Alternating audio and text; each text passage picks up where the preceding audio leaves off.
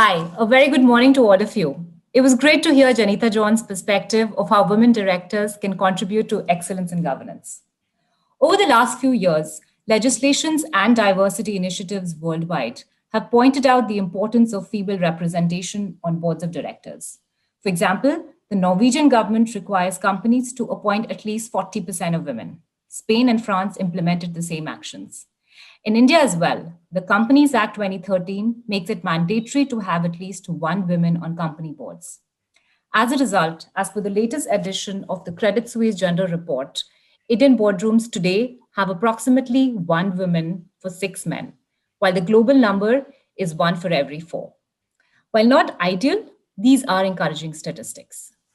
The other interesting part from the report that came out was that companies with a higher percentage of women in decision making roles lead to better corporate performance. This could actually be attributed to three main reasons. One, diverse groups make better decisions.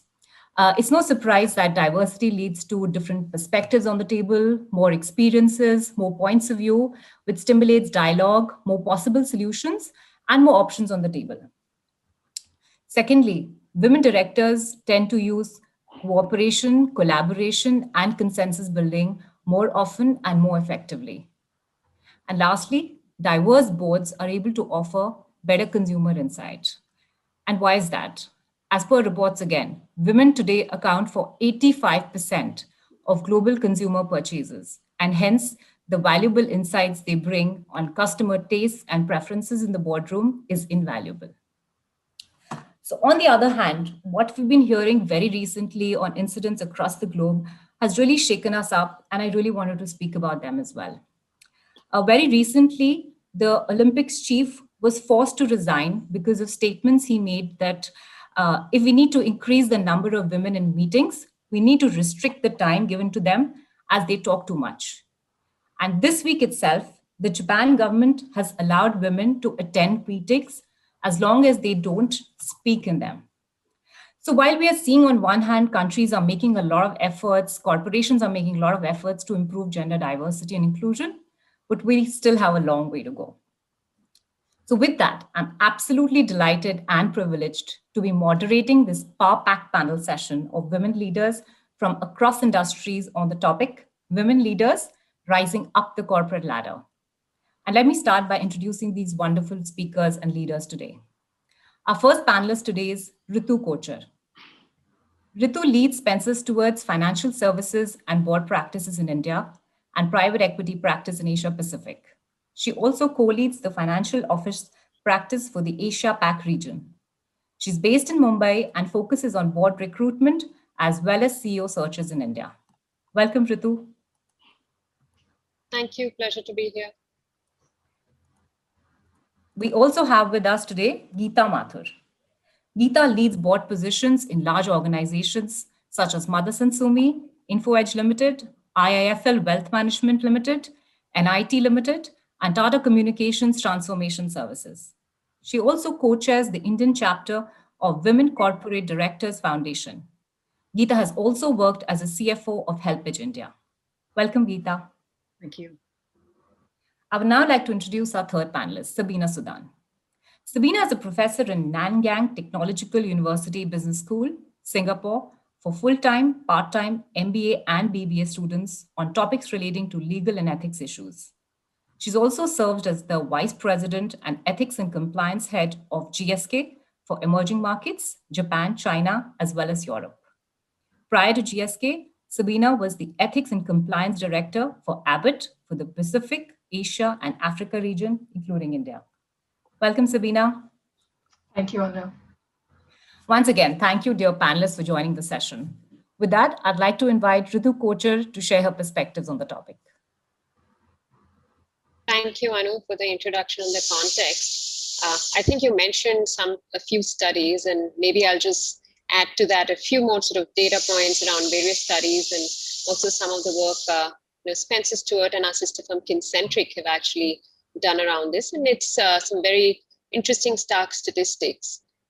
So there was a study which the consulting firm Zeno had actually done along with Intel. This was, I think, 2019. And it was looking at, what is sort of women representation in corporate India you talked about board representation.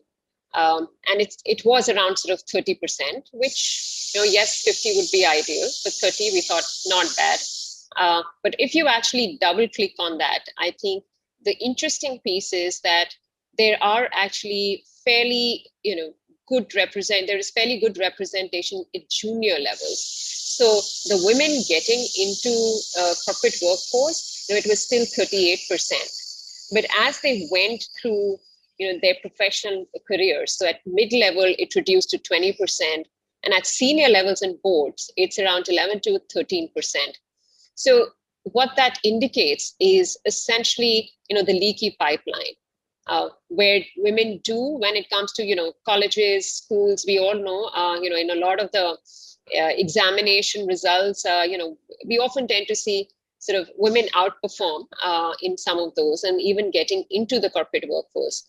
But it's clearly something, of course, when women come to sort of life stages where there are other priorities, as well as organizations, not properly thinking through how do we actually plug this leaky pipeline and support women in critical stages. And it's not just organizations, but even families and social ecosystems. So that becomes a critical aspect of us having to think through this, both as sort of, leaders as well as, people within the broader ecosystem. Another interesting piece, and this led us to sort of, do a little bit more sort of triage into, what is so different for men and women at workplace.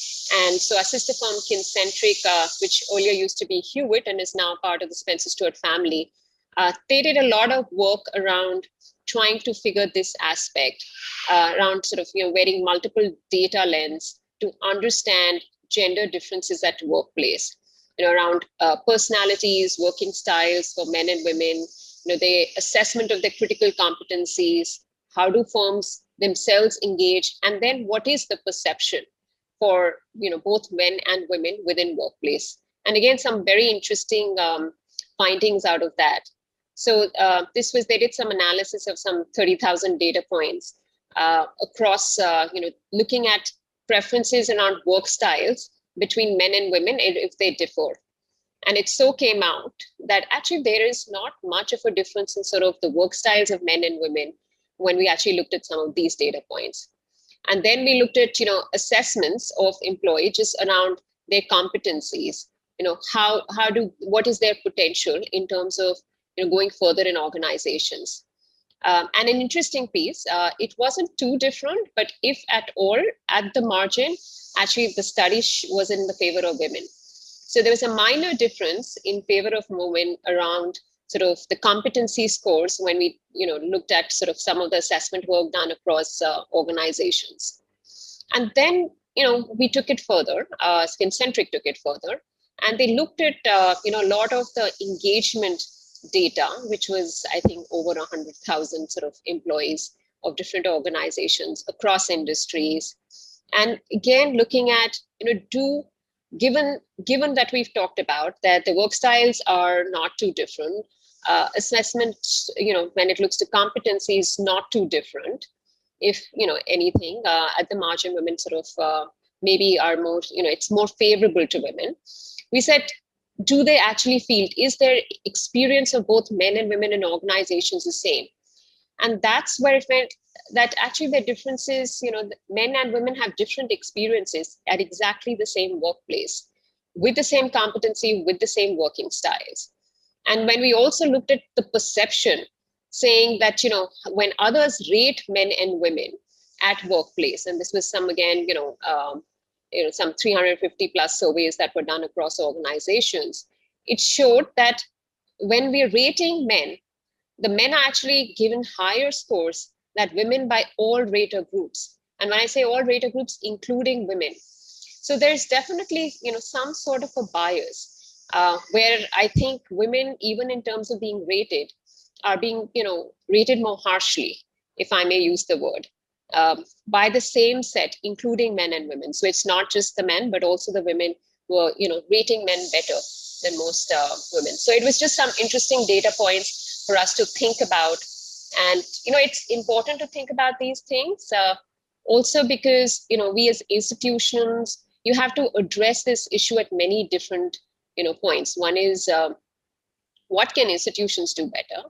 What can women do? What can their peers do better? So you have to apply multiple lens to this particular aspect of how do you bridge sort of gender gaps at workplace. So just some interesting studies to kind of share with a broader group. Thanks. No, thanks a lot, Ritu. That was a very interesting perspective. With that, I'd like to request Geeta to talk about her journey to leadership. Geeta, could you describe your journey in terms of the key milestones, the life moments, and your sources of motivation? Sure, Anu. I'm like really old and my journey's like really been long. So it's a journey which has been full of many changes, plenty of bold decisions, stops and restarts. And I'm hearing Ritu talk about, others talk about it. So I've actually taken a lot of breaks in my career. I started, working as a banker. I was on the asset side, on the liability side, I was on the risk side. And then I moved to corporate treasuries, and then I moved to development sector. Then I took up board roles, and I took up the board roles. I started enjoying the board roles. I gave up a full-time assignment. I just became a professional board member. Now, all these changes which I've made were scary. They were painful. It was never an easy decision. And some of these decisions may not have been my best decisions at all. So, I don't know. In retrospect, maybe I would have been better if I had not left ICICI. I mean, that was amongst the first key milestones of my career. I mean, leaving ICICI. I was doing well. The organization was growing. I was heading a group. It was an organization which gave women equal opportunities. However, I felt somewhere that I was going to be in Delhi because that's where my support system was, and I felt I hit my ceiling there, and I changed. I changed my assignments. Right, I went to IBM, I was miserable there in spite of its brand and everything, and then I made another very bold change. I moved to a Indian promoter managed company. I mean, the change wasn't easy at all. I moved from leading a group of like really bright MBAs and CAs to a very diverse group and an all male group. So it wasn't easy. I changed from a professional setup to a promoter setup sort of a company. But I think the one thing which this whole change taught me from ICICI to this place, and as I said, my best decision was not to get intimidated by change.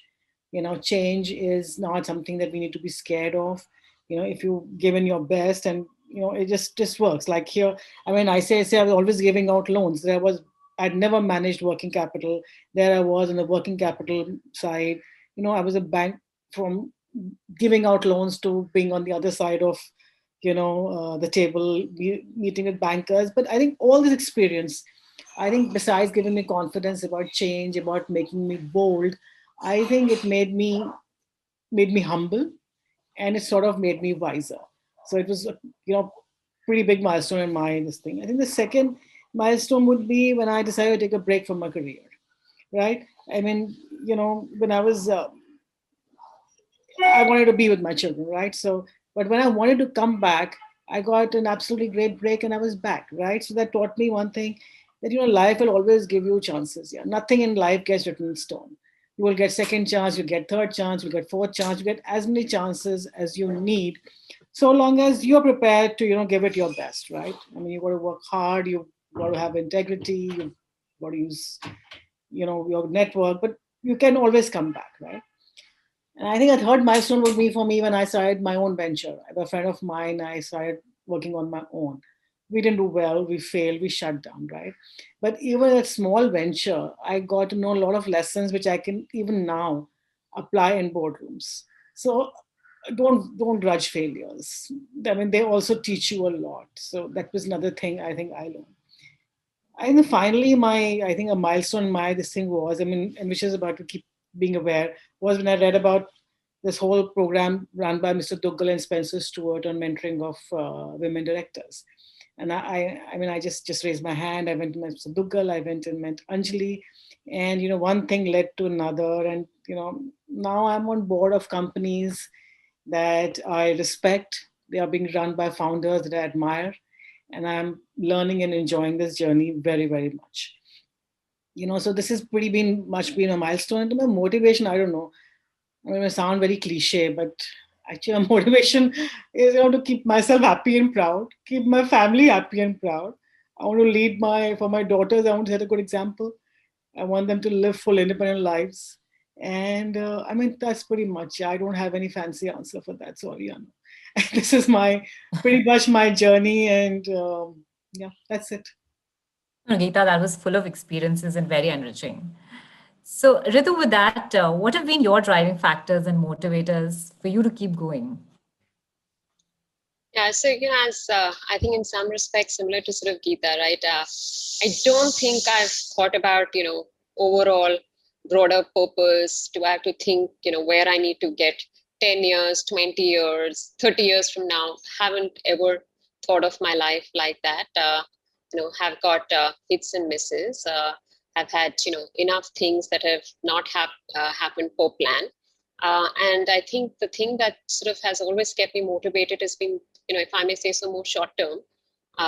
Doing whatever you're doing in the best manner possible, and focusing on the here and now, and more, if I may say so, achievable as well as near-term outcomes, and not to judge oneself so harshly if things don't work out, because they will happen.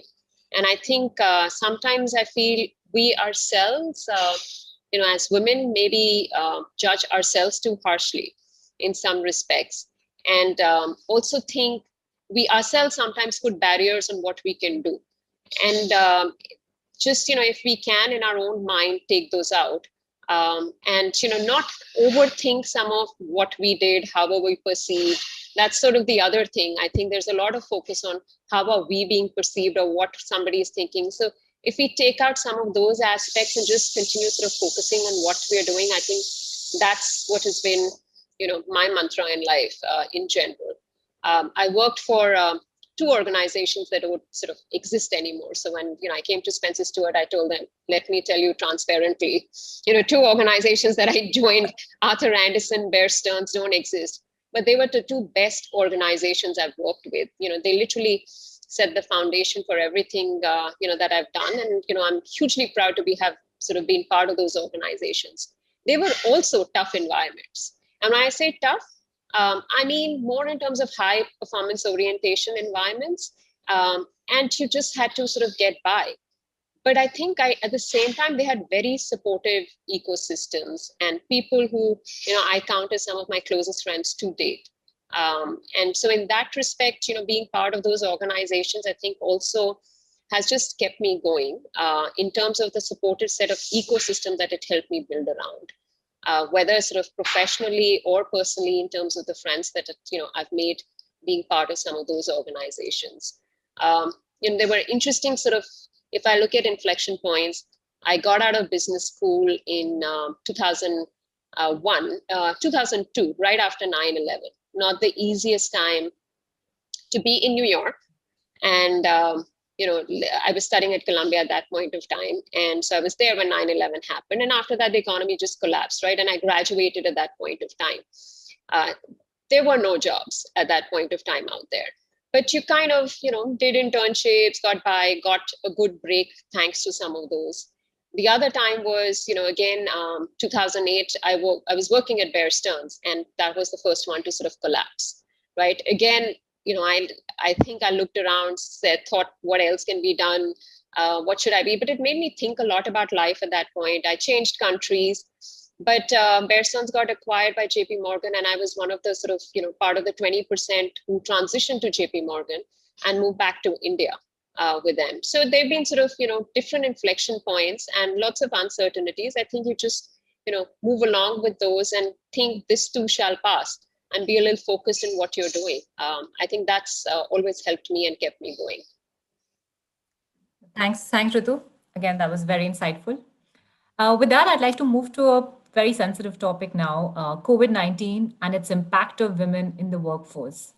As quarantine measures kept people at home, closed schools, as well as daycare facilities, the burden of unpaid care and domestic work has exploded, both for men and women.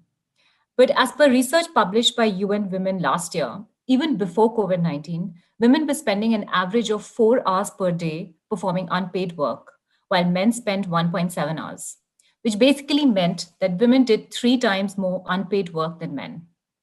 With that, I would like to invite Sabina to share her perspective on the impact of COVID 19 on women and women leadership. Sabina? Sabina, you're on mute. You're on mute. Okay, so let me try again. The most popular line spoken in 2020, you're on mute, and there you are. I'm true to that. So thank you for that. I want to kind of touch on threads that all of the previous speakers have talked about, including the earlier panelists. And the word leaky pipeline has sort of cropped up a couple of times, right, in different contexts by almost everyone. I want to go back a little bit to even a time before that, because there is for sure research that shows that women are underrepresented in the workplace to begin with already. And I know this goes counter to a little bit to what some of us have said about higher number of women joining. So this is all in the context of women leadership. But the issue really is, and there are statistics that show that there are lesser number of women in any industry than there are men, and that's just a reality.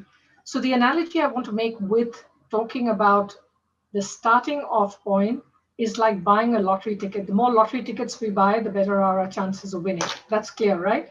But if you're starting from a base where we have fewer women in the workforce, and then as we progress, we've talked about leaking pipelines, we land up losing a lot of these women as we go along, and then comes COVID. And that is really the problem that I think we need to confront with, because it's not the first pandemic or the first crisis that has happened. Ritu's talked about the global financial crisis, and it's certainly not going to be the last one that's going to happen either. So again, there's research which has talked about more women lost their jobs during COVID in 2020. Unfortunately, that's a trend that is not reversing. Again, our earlier speakers have talked about the disproportionate, and you, Anu, have also highlighted that, disproportionate allocation of home versus work duties or responsibilities. And some of them are great ones, right? And we've heard some of our speakers talk about the joy their families bring them, and hopefully all of our families bring us that joy. But then if that becomes a factor, how do we resonate with that? So I think given the fact of COVID, I think we as women and women in leadership need to start focusing now a little bit on a crisis continuity plan of how do we increase the women that come into the workforce? How do we prevent them from actually leaving when there is a pandemic? And how do we build that ecosystem that we all have been talking about in, starting from our first speaker through to the thread that actually comes through?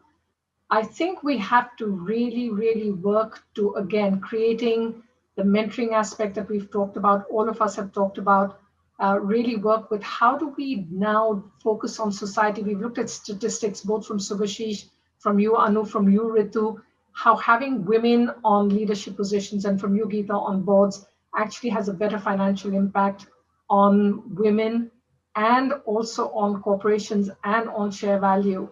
So really the point I think is that we should take this as an opportunity, which again, every speaker has said, every crisis is an opportunity. So we really need to start building on it. And again, I go back to, I think, something that Satya said a little earlier when she started, turning lemons into lemonade. What does that mean? Working from home is actually proven finally that women can actually continue to do what we're doing, as can men, or senior roles or junior roles. And therefore, this allocation of work versus family and that decision doesn't become a binary decision, but actually moves on. And I think we should be looking more now to not just what we individually as women can do to promote our leadership style, but what we can do in organizations, what we can do as a community, and then how do we use associations like the one we are at right now to also be pivotal in communicating that change in policies and in future, not just within the company, but in the country as well. So I would say this is a great opportunity for us because it's finally recognized that women are leaving because of conflicts that don't really impact other workers. So with that, I'm going to stop and hand over to you. No, thanks, Sabina. As usual, very insightful. Thank you. Geeta, what have been some of the significant challenges that you have faced, across your corporate journey? And if you could just share light on some pragmatic ways, you've tackled them and advice for, future aspiring leaders as well. So, Anu, actually, I've been quite lucky. I've not faced that many challenges, to be honest. But when I was born, my father sent a telegram to my grandfather saying, "Jhansi ki Rani paida hui." And he's kind of, he brought me up that way. I was just brought up fearless. I was brought up very independent. I mean, I was just in school. I was very passionate about dancing, and I'd learned from various teachers, but I wanted to now learn from Uma Sharma ji.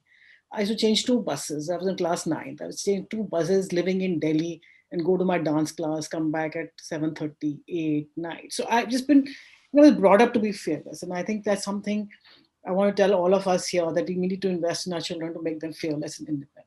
So that's something that sort of gets inculcated from the beginning. So, I mean, the kind of ideas helped me. And on top of that, my first employer was ICICI. And Mr. Wagul, from that point in time, said that he doesn't want a gender friendly environment. He wants a gender agnostic environment. So, in fact, whenever I have been at work, I've sort of not been conscious of my gender. So, I think where the challenge that I faced was not so much a professional one, but a personal one. I mentioned to you earlier that I took a break, right? So, after my kids were born, I think I was forever feeling guilty.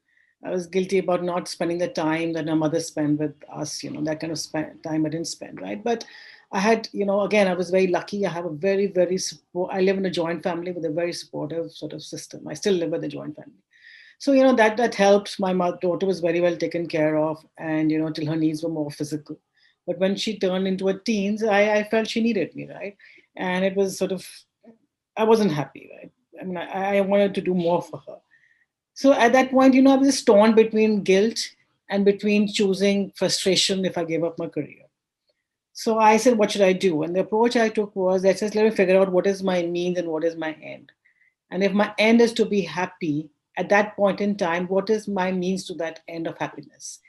I just thought, and it was my own decision. I didn't want anyone to influence the decision for me. It had to be my own decision, right?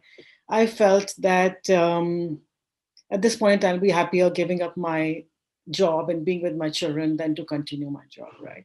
So I did that. So I urge all of you, to apply that means and end test there. I mean, that's really important. And when I was then in this, after about 2 years, when she was a little more settled and I was getting frustrated, I applied the same test again. I wanted to get back. And I tried. Unfortunately, I got a great break. And, I was back, right? So I want to just tell you all, I mean, in terms of pragmatic, this thing, life is ever changing. I mean, nothing is permanent. So you don't have to, as Ritu said, don't think of next 30 years, 10 years, 5 years. Your decisions, you can always get back to whatever you want to do if you have the intent. So that's one of the things I said, just don't take anything to be written in stone. Yeah. Make mistakes, correct them, follow your mind sometimes, follow your heart the other times. It's okay, be kind to yourself. And another thing which I told you earlier I did was I was never conscious of my gender. I was never sensitive to my gender. When I walk into a workplace, or when I walk into a boardroom today, I'm not conscious that I'm a woman and everybody else there is a man. I try and keep, it's not in my psyche, right? So I mean, I know being a woman is different, right? It's different emotionally, it's different physically. But the men you work with, they have wives, they have daughters, they have sisters, they have mothers. So either they understand you, and if they don't understand you, there's no pure point talking about it, because it'll only sort of reaffirm their biases that they have about working with women and all. So what I'm saying is never harp about the issues you're facing, right? It has to be, have to learn to tackle them on your own, and that's was one thing that I did. So I mean, don't try to make a list of the biases that women have or society has and try and counter each one of them. Just be yourself. Let's say again, be kind to yourself, be punctual, be prepared, be professional, try to articulate positively, just everything that is needed to be a good professional per se, right? So that's what I say, and I know we're always running out of time, but you have to try and integrate yourself to the social life of the office, right? You've got to be a part of that team. So you have to make time to integrate yourself, whether it's coffee chatter, whether it's some other chatter. Just don't be conscious of a gender. Could be conscious of that I've got no time. You know, Men are struggling with their own set of insecurities. Please, I mean, I have a husband, I have a brother, and I know men have their own set of insecurities, challenges, problems. So don't think of us as having more problems than them. And the moment you try and integrate with them as a team, you can lean on them as a team. Then it doesn't become about gender. Then you can just lean on them, understand the issues. So I think that's some of my practical thing that I would say in terms of handling your professional life. That was pretty insightful, Geeta. Listening to your heart, being kind to yourself, and just doing what you felt right. Taking a break sometimes, always. If it works out in the long run, why not? So, with that, I think Ritu, I'll move on to you. That have you observed any significant changes to address gender gaps and bring in more diversity and inclusion in workplace since you embarked on your corporate journey? Thanks, Anu. So yeah, if from the point maybe that either of us kind of got into our careers to now, there's definitely been greater focus. The fact that we talk about it so much in itself is I would say to some extent progress. Is it enough? Probably not. Meaning, I would not even put the word probably. It is not enough, right? There's still a long way to go. Also, the sort of discussion and hype around this versus actual action, and then it's a correlation to outcome, whole different deal, right? It's just not that linear in terms of is it actually leading to outcomes. I think there's a lot of talk around this, but the fact is there's so many unconscious biases that even with a lot of not a lot, but even where there has been affirmative action, right, the unconscious biases tend to sort of creep in at times. So for example, and Geeta, you sit on a lot of chairs, right, on a lot of sort of boards in that respect. Still they would call chairmen. Not many places would call chairperson, chair. So you still have some of those aspects. We're still living it's all about mankind, right? So there are these unconscious biases which are just there. We don't think. And so are we changing our speech? Are we changing our actions? There are other aspects, right? There's a lot of focus on creating informal mentoring groups for women, including men, and making sure they're also committing time. But at the same time, if a senior male colleague ask a new junior female colleague out for a drink just the way they would ask any other male colleague of theirs, that's not viewed upon very well also. So it's not easy to actually get over, like I said, some of these unconscious biases that are there within sort of the system, and that also comes in the way. So going back to yes, there've been some progress, and not to kind of write off everything that's been done. For example, in India in itself, right, on the board side, they've made now publicly listed boards of a certain size have to have one independent woman director. And I think that's a great affirmative action that was much required in that respect. So that's progress. Is it actually in substance and form, form versus substance? Question marks at times on that. But the fact that we're actually thinking about this is good enough to some extent. Then when it comes to affirmative action, again, in terms of making sure when we're looking, and we're in the business where of hiring, right? So I'm seeing just in the last 5 to 6 years, huge amount of focus. Initially, it used to be like, let's just make sure we saw quote unquote diversity candidates. Now it is literally we need to interview, make sure they're getting to that place where we have, even when we're choosing between two people, we need to make sure that at least, there's one woman, one sort of, non-female, as I would sort of call it, in that mix. And I think that's a positive change. We're doing a lot more at senior levels in terms of hiring, where people are talking about just making sure, female-only CFOs, female-only CEOs. And so I already see some of those changes which are being driven by the top. But it's still not enough. I actually tell a lot of companies when they come to me, I was like, it's not about, quote unquote, buying or acquiring talent at senior levels so that you can meet, the tick in the box, which is very important. Oh, wow, we don't have enough female representation. Let's go and hire one. What are you doing in those organizations to make sure that you're actually nurturing the women? Are you getting them early and actually nurturing them along the way, providing a supportive ecosystem? And, we are seeing some of that play out. But, like I said, the gap still remains, quite a bit in that respect. Thanks. Thanks a lot, Ritu. Sabina, moving on to you. You talked earlier about the impact of the pandemic, specifically in the context of women in the workplace, leaders as well as aspiring leaders. What can we do to mitigate the adverse effects of such events in the future for women? So I think I'm going to build a little bit on what Ritu just said, and we have to reach out to other stakeholders, right? It wasn't until the government said in India and mandated that there should be at least one independent woman board director that boards started looking at it. Now, even with AI in artificial intelligence, there has been the same bias that Ritu's talked about in real life, only because the data that was fed into the AI program actually was biased to begin with. So the whole discussion now comes in about how do you bring fairness by introducing bias to favor gender diversity and inclusion, and is that ethical and is that not? And the answer clearly is yes. So I think we need to start again, I talk about circles of control. What is within my circle of control? And we've gone into the mentoring, sponsoring other women leaders. The next circle is our circle of influence within the companies that we work with. And the third circle has to be the other stakeholders. So if you look at governments that have done a lot with, Israel is a great example, right? They subsidize childcare, and that has really helped them narrow the gender gap.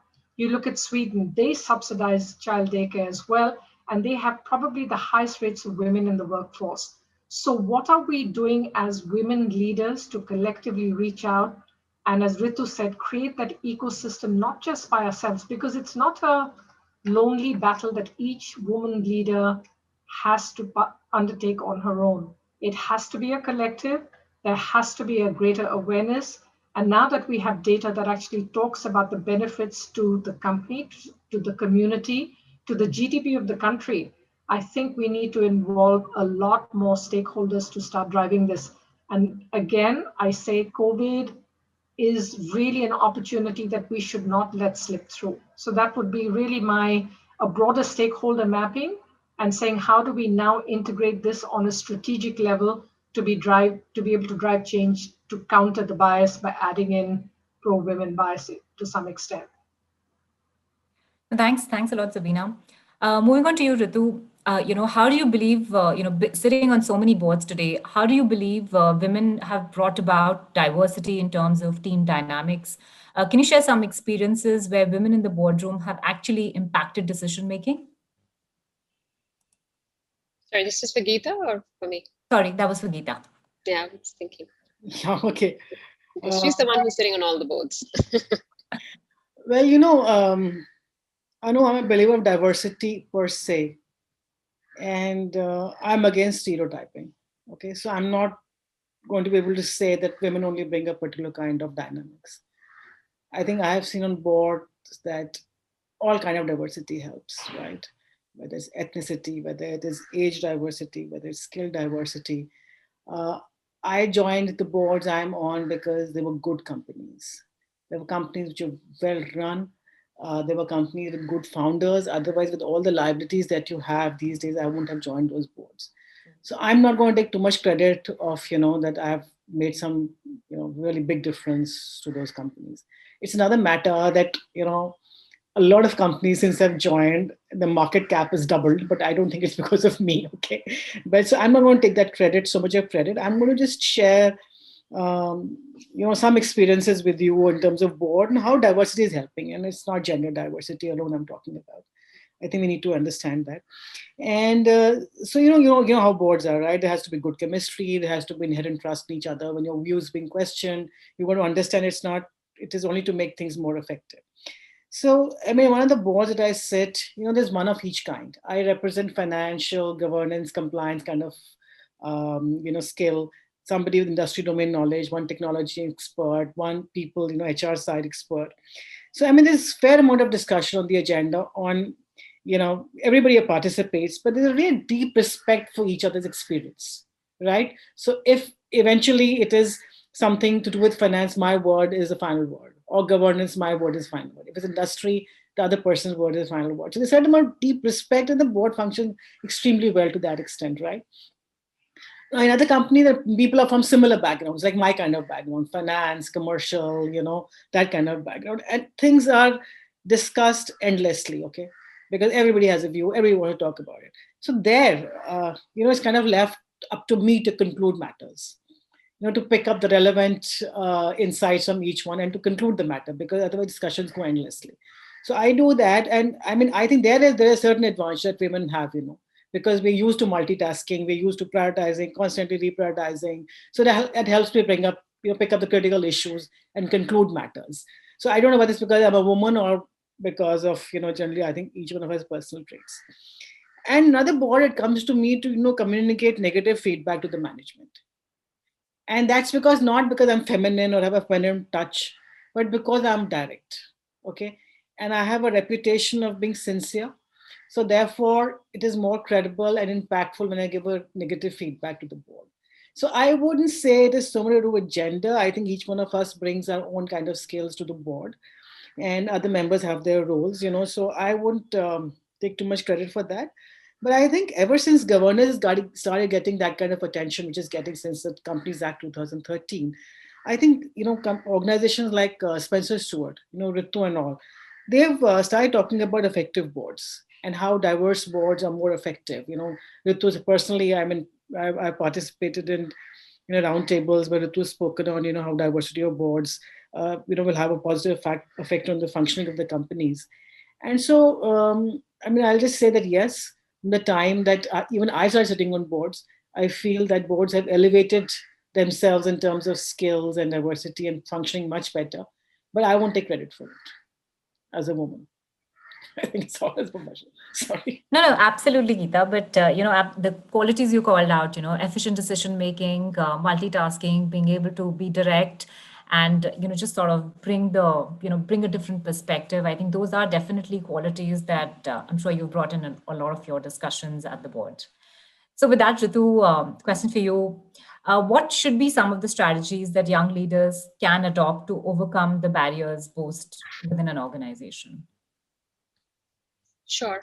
Um, so as I think about just barriers, right? I think about those, like I said, young leaders, whether they're part of sort of the CXO level or unit heads or whichever way. So there are three aspects to it. One is what can the organization or the institution do, which is much more on policies and where they are in positions influencing some of those policies. The other is around sort of, as I would think around interpersonal, which is the informal as well as some sort of formal networks and sort of peer-to-peer, what can be done in that respect. And the third is around individuals. How do you work with some of the individuals, and I say in this particular case, women, in terms of helping build their own sort of skills, confidence, some of those aspects in that respect. So if we were to think about just institutional, right, a part of it is also building a culture which is much more, it's a much more gender neutral setup rather than, as I talked about, the one which has a lot of conscious sort of biases around this. Thinking about roles and responsibilities, in speech, action, writing, like, I said, the chairman versus, chairperson, some of those small things which do sort of matter. And then, also addressing affirmative, hiring, promotions, pay parity. I think those are all things that, institutions can actually do. And leaders, where they're in a position to influence those, should absolutely, come forth and actually pull their weight behind that. On some of the interpersonal side, I would think it's also helping provide women with the informal network, so creating role models with sort of women who are on the boards of organizations or CXOs who are already there, with a broader sort of set of sponsors, influential women leaders, connecting some of the women and getting them sponsors within the organization. I think that also helps a lot. And then the third, as I mentioned, just helping women become more confident around building sort of presence. It's everybody's journey, and this is not just women, right? Even for the men, it's the same thing. I'm not just saying that do you do this for the women and don't do this for the men in that respect, but where it's required in terms of leadership presence, growth, and getting them to be more confident about themselves and having role models and connecting with them with broader sort of set of mentors and ecosystems. I think all those become very important across the board in terms of helping bridge some of these gaps. So whatever leaders can do in any of these aspects, I think to some extent would definitely help in bridging that gender gap. But I know here we're putting, and because we're all sort of coming from corporates, right? I also think a bigger issue in India lies in the social ecosystem. And it's not corporations, companies, formal ecosystem, governments can do whatever. But I think for all of us, whether men, women, in terms of how we're supporting the women at home becomes equally important. And so I wouldn't sort of, just put the burden of responsibility on, governments and organizations in that respect. I actually think what you're doing at home, the same sort of male leader, if he is promoting all of these things at women, he better come home and share the work with his wife and be as supportive at home. So I think it's very important to not only think about gender neutrality at workplace, but also think about gender neutrality at home, actually. I think very, very relevant, Ritu. So, given the fact that we are closing, any last minute advice by any of the three wonderful panelists today to fellow leaders, aspiring leaders, and students? Otherwise, we'll open it up for questions. I know. I just wanted to again. I want to just repeat some of the things that I said. About being kind to yourself, and also I just think there's one thing which I've noticed in the current generation. Maybe not nice for me to say this, but I'm going to say it. That be loyal to your organization and your job. I mean, when it comes to if my organization was an ICICI, people used to say that you act as if it's your money, but your blood should boil. You should have that kind of commitment to your organization. If you feel at any point in time something is not correct, your blood should boil. You should react. And that loyalty, and that hard work, it really pays. I've never had to look for a job. I've never, because I've always been approached by my ex-clients, by the bankers I dealt with, by my ex-bosses. I've never ever looked for a job. So have that commitment to your job. If you don't like the place, just leave the job. Just go make a change. But don't sit and crib about the place you work in. It's just not right. You want to make a positive change, make it. Otherwise, don't crib about the place. Another thing I want to say is that, be a holistic person. Make time for exercise. Make time for your hobbies. Spend time with your family. Spend time with your friends. Your body and mind will function together to make you a complete person and a good professional. So it should not be just about, don't burden yourself with too many targets. Just take life as it comes. I said, be kind to yourself. Let go sometimes. It's okay. Just don't have too much on yourself. That's my little advice to them. And of course, working hard, being honest. Everybody's been saying that, right? Just be positive in your communications. All that has been said. So. No, Geeta, the only thing excellent. I'd add to, I think Geeta said a lot of things. The one thing that I'd add is also ask for help. Don't think there's, if you're going through different things, either professionally or personally, it's okay to ask for help. And you'll see people are kind. Don't think it's wrong to ask for help. We've all done that at different points in our life, careers, home, outside. And, more and more people have actually, instead of judging, have actually extended a hand. So don't be scared of doing that. Thank you very much, all the panelists. Thank you. Ritu, Sabina, Geeta, Mathur, and Ritu, Kochhar. Thank you very much. Wonderful, insightful discussion we had. I'm sure this is going to be a never-ending discussion because we as women will always enjoy this gender diversity. And the last line that was given, gender neutrality starts not only at home, but also at home. That's a very, very nice statement and a very factual statement. Really enjoyed the discussion. And I'm sure all delegates and all participants would have enjoyed this discussion. Because we are running out of time, we are now moving out to the next break. We have the break now. And please assemble after 7-8 minutes. We are giving only an 8-minute break.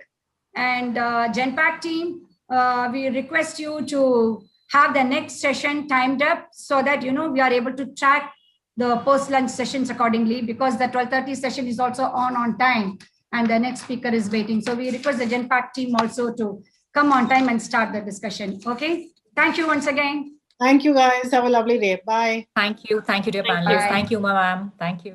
Bye-bye.